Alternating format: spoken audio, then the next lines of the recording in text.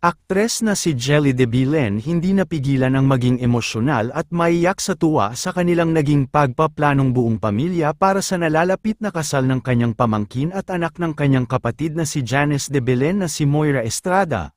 Mula sa official Instagram account ng aktres na si Janice de Belen ay masaya nga nitong ibinahagi sa publiko ang nakakaantig na video ng kanyang kapatid na si Jelly de Belen na naging emosyonal at hindi napigilan ang maiyak sa saya at tuwa dahil sa nalalapit na kasal ng kanyang pamangkin na si Moira Estrada sa kanyang fiancé na si Miguel Alfonso. Sa naturang video na naibahagi ay mapapanood din na kumpleto silang buong pamilya kabilang ang kanilang ama na si Philip de Belen na super excited at siya ding abala sa pagpaplano para sa kasal ng kanyang apo.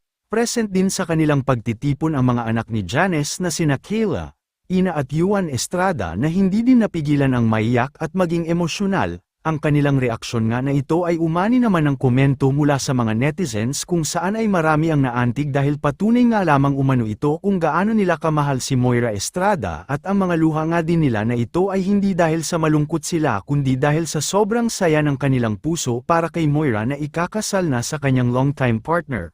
Matatandaan na nakaraang taon ng January 2025 nang ma-engage ang anak ni Janice na si Moira kay Miguel at ngayong taon nga ng 2026 na sila ikakasal.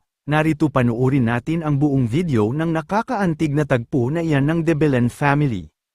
Ganon. Gusto mo rin ba? You try it. Oh, you try it. Ganitong ganito yun, no? Ganitong ganito yun. I forgot it again. When I'm walking down the, when I'm walking down the aisle, I'm gonna make you one plane. Ano yan, kailan yan tutugtugan pag naglalakad siya doon sa ano? Naglalakad ka sa wedding gown. So, imagine ko.